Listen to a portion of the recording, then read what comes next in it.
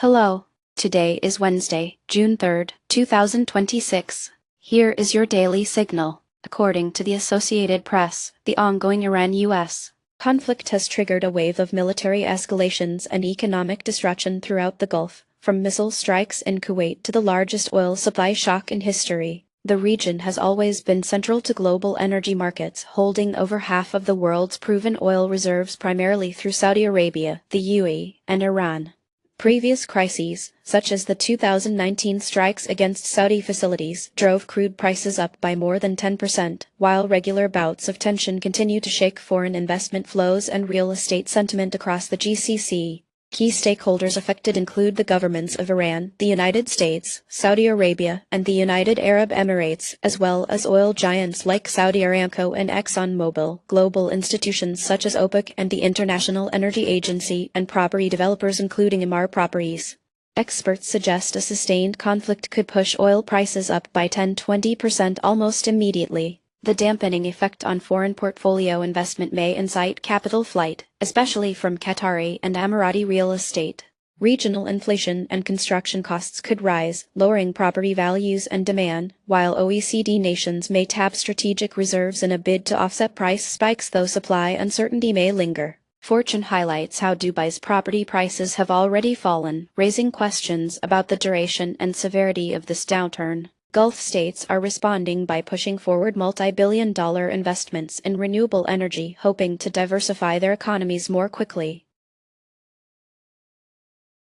Next, shifting focus to the impact of global conflict on corporate sentiment in the United States. Fortune reports that CEO confidence in the U.S. economy plunged 12 points this quarter, with nearly half of surveyed executives now expressing worry that conditions will worsen over the next 6 months.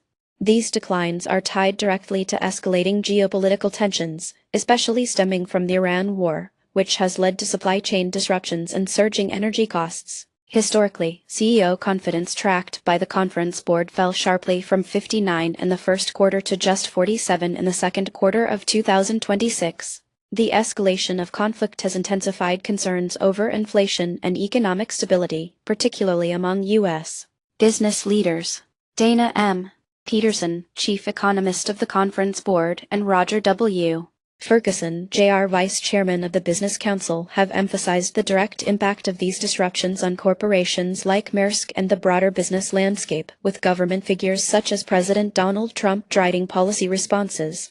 According to a June study, 47% of CEOs now view the economy as worse than 6 months ago, up from just 8% last quarter. Meanwhile, 31% of surveyed leaders are planning workforce reductions, with only 15% believing conditions have improved since late 2025. The fallout is likely to see U.S. companies delay hiring, scale back investments, and brace for inflation and tighter financial conditions in the months ahead. If current instability persists, capital expenditure may further decline, economic growth could weaken, and business leaders will continue to prioritize operational resilience well into 2027. Now, onto the tech sector. Alphabet's ambitious artificial intelligence expansion. TechCrunch details how Alphabet, Google's parent company, plans to raise $80 billion to fund its AI build-out, including a $10 billion expansion dedicated to Gemini, its proprietary generative AI ecosystem. Alphabet began ramping up its investments in AI in 2023, combining internal capital acquisitions and external fundraising through bonds and venture investments. The broader AI market is on track to exceed $500 billion by 2024, largely due to advances by major players like Alphabet. CEO Sundar Pichai now steers these milestones, with Google DeepMind and Google Research at the core of new developments. Noteworthy external alliances involve NVIDIA and OpenAI, with venture backing from Sequoia Capital and institutional investors like BlackRock.